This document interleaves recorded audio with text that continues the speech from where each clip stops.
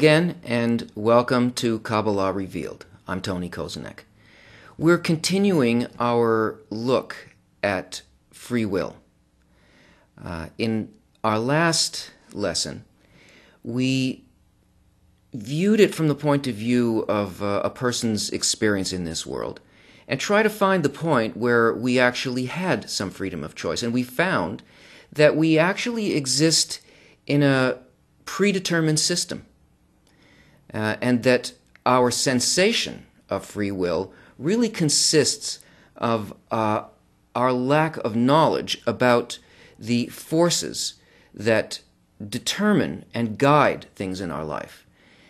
While in a human court, it's possible to appeal to the judge and claim that you don't know the law, and maybe the judge will give you compensation. When it comes to the laws of nature, there are no loopholes.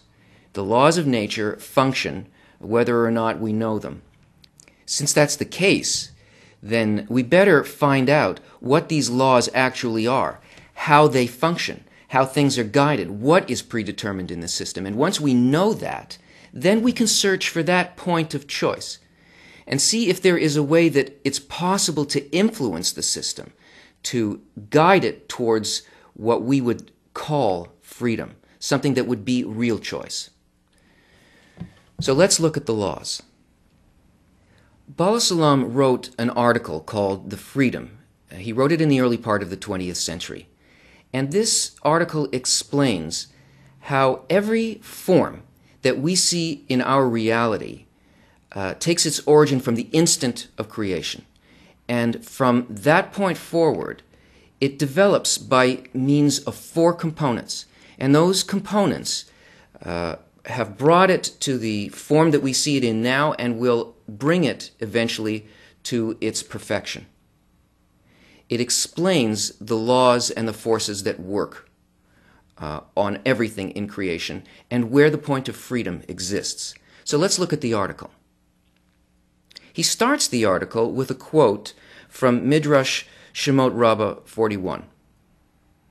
Carved, herut, on the stones. Do not pronounce it carved, harut, but rather freedom, herut, to show that they are freed from the angel of death. Now this is a curious statement. Why does he start this whole article out on freedom, speaking about the defeat of the angel of death?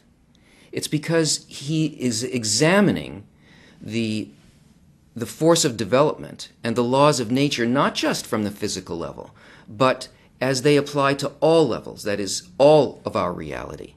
And he is showing in this article that the same principles that work on the lower levels of nature also work on the higher levels of nature. And when we are connected to those and understand them from their source level, that we can begin to see what life and what death actually is.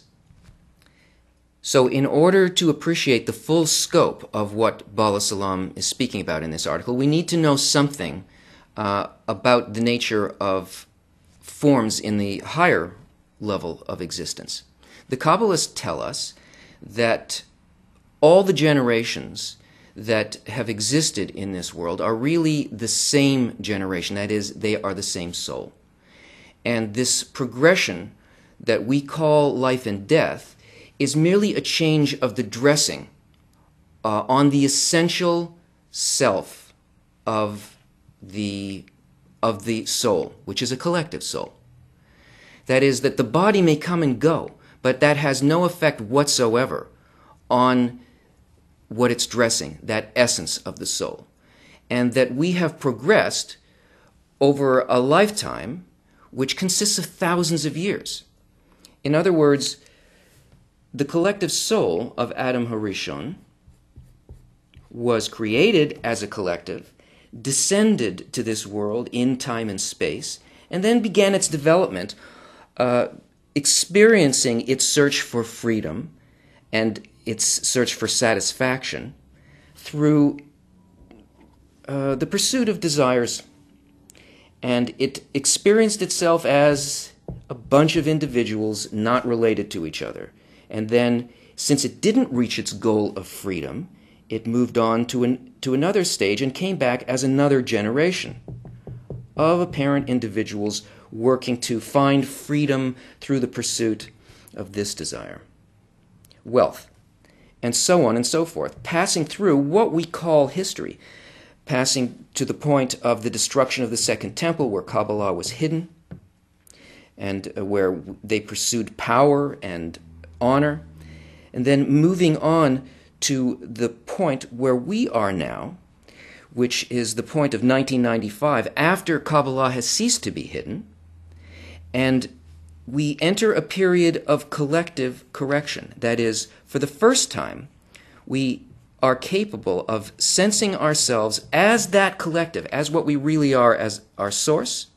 And from this point forward, our development needs to be along the lines of our actual essence, to reach this desire not for knowledge, but for the spiritual. And this is what Bala Salam explains to us by taking a look at a particular example in nature. He uses the example of the seed of a stalk of wheat.